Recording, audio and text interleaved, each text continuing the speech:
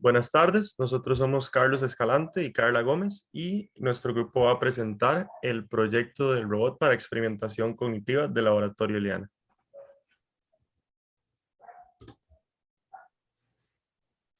Primeramente, el planteamiento del problema. Se tiene un problema en el que los usuarios requieren un robot cognitivo para realizar pruebas en el Laboratorio Mecatrónico Liana del Instituto Tecnológico de Costa Rica. Y se requiere diseñar un sistema robótico para la realización de tareas básicas de procesamiento de perceptual y manipulación. Para esto tenemos como cliente al ingeniero Ronald Loaiza, quien nos ha guiado a través del proceso. Y en la declaración de la misión, podemos ver cómo el sistema se describe como un robot para experimentación cognitiva de dicho laboratorio. La propuesta de valor en sí es el sistema didáctico para proyectos sobre todo de investigación y de docencia.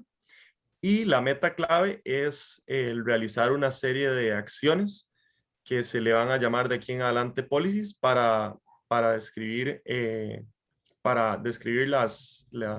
la función de dicho sistema robótico. Suposiciones, y aquí entro un poco en la palabra de nuestro cliente. Fácil implementación, no muy complejo, un sistema naturalmente mecatrónico y bajo un presupuesto limitado que luego vamos a mencionar.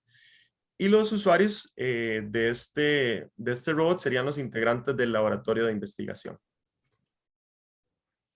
Por otra parte, la metodología del trabajo se dividió en 13 pasos específicos. Primeramente, la declaración y descripción profesional del cliente. Con base en ella, la entrevista para conocer el funcionamiento del sistema actualmente. Luego se recopilan los datos sin procesar, se plantean las necesidades del cliente, la lista de métricas. A partir de ellos se analizan las necesidades y especificaciones.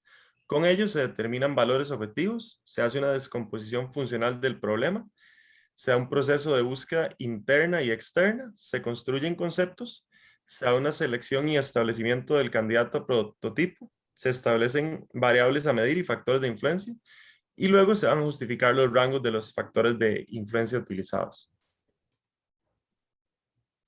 Entonces, como primer paso importante, nuestra relación entre métrica y necesidad. Esta serie de necesidades que vemos en la primera columna se heredan o se derivan tanto de la entrevista como de la encuesta que fue hecha al cliente, en este caso el ingeniero Ronald, y a partir de ellas se asignan métricas cuantizables para el desarrollo del proyecto.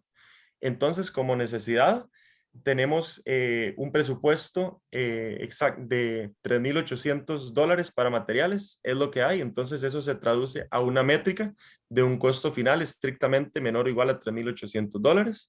Luego, que el sistema cumpla con las normas de seguridad para un laboratorio. Y tenemos que el grado de cumplimiento de las normas del laboratorio, eso se va a evaluar a manera de encuesta. Luego, que el sistema puede usar sensores de cualquier marca existente con énfasis didáctico, y la cantidad de sensores que se pueden acoplar va a estar siendo parametrizada. Luego, el alcance físico del sistema, en este caso el brazo robótico, que tiene que tener o cubrir más bien un área de 1500 por 650 milímetros.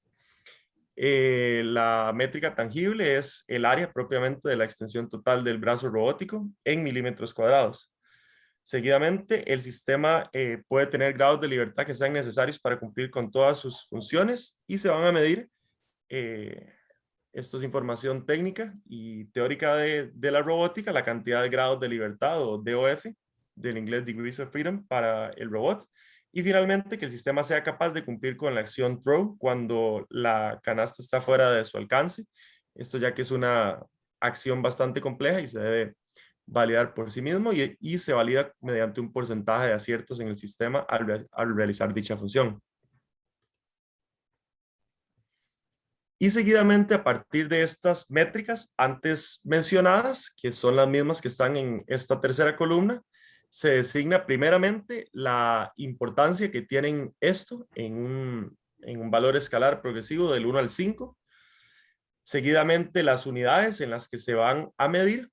Y finalmente, dos series de valores. Los valores marginales, que son los que se está dispuesto a aceptar el rango con tal de poder calzar todos los valores, y el valor ideal, que es, como su palabra lo dice, lo que se pretende en un caso perfecto.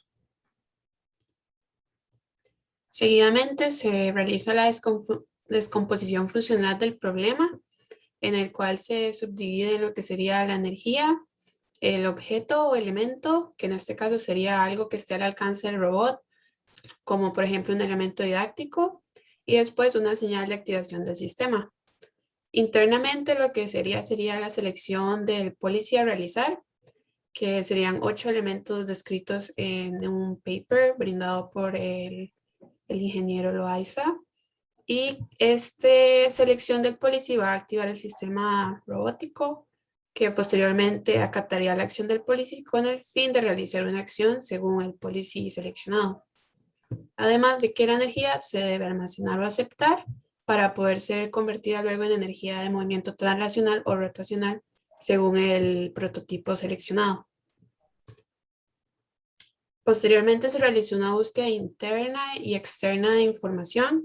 La búsqueda externa de información se basó en prototipos ya creados por diversas empresas, pero estos eran muy enfocados en la industria, por lo que sus precios eran muy altos, muy por fuera de nuestro presupuesto y de nuestras necesidades, por lo que después se procedió a la búsqueda interna, en la cual se hizo una división en subsistemas, como por ejemplo subsistema mecánico, subsistema eléctrico, subsistema de control de software y de percepciones adicionales según los requerimientos del cliente. Y con esto se hizo una búsqueda metodológica para poder así después hacer la construcción de los conceptos. Eh, Inicialmente se generaron 8 conceptos con base en la información relativa a los subsistemas desarrollados y se pasó por un proceso de selección. Después de este proceso de selección se seleccionaron 4 conceptos, donde nuevamente se realizó una selección para poder obtener el candidato de prototipo ganador. Aquí se muestran los diagramas de 2 de los conceptos que pasaron en la primera etapa. Una vez que se tuvo el prototipo ganador, se establecieron los factores de influencia y pruebas a realizar. Eh, en este caso, los factores de influencia fueron el costo final de la implementación, que en este caso lo único que sería como una suma de todos los costos materiales para poder completar el prototipo. Después se vio el grado de cumplimiento de las normas del laboratorio, que como se mencionó anteriormente, se iba a realizar en una encuesta. En este caso, la encuesta se debería aplicar a personal del laboratorio sobre el cumplimiento de los criterios de seguridad.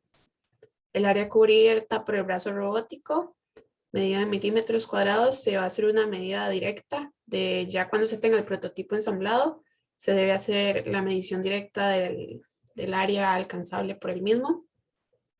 La cantidad de grados de libertad presentes en el robot, de igual manera, se va a hacer una inspección o determinación visual ya con el prototipo armado, y el porcentaje de aciertos del sistema a realizar de la función throw. En este caso ya el prototipo debe estar completamente funcional y se van a realizar 50 pruebas del policy throw para determinar el porcentaje de veces que acierta. Como recomendaciones, para la determinación más precisa de las necesidades del cliente, se recomienda llevar a cabo un proceso formal de entrevista con el mismo y una encuesta, ya que, aunque son etapas funcionales de los procesos, son de gran ayuda para poder determinar el punto de vista que tiene el cliente de lo que él requiere. Además de que se debe tomar en cuenta referencias de conceptos existentes, aunque en nuestro caso los elementos ya existentes se salían de nuestros requisitos, pudieron servir de ayuda para poder determinar algunas herramientas útiles a la hora de la generación de conceptos. Además, que es recomendable dimensionar los sensores y motores del sistema con base en las características mecánicas analizadas. En este caso, los análisis se hicieron no tan profundos, pero sí se recomienda hacerlos, ya que Posteriormente van a ser utilizados a la hora de hacer la aplicación del prototipo. Y durante el proceso de construcción de conceptos se recomienda describir lo más detalladamente posibles los diversos prototipos propuestos con el fin de evitar confusiones primeramente y también después, en el caso de ser necesario una recombinación, de poder detallar cuáles factores son los más importantes para realizar la recombinación. Gracias.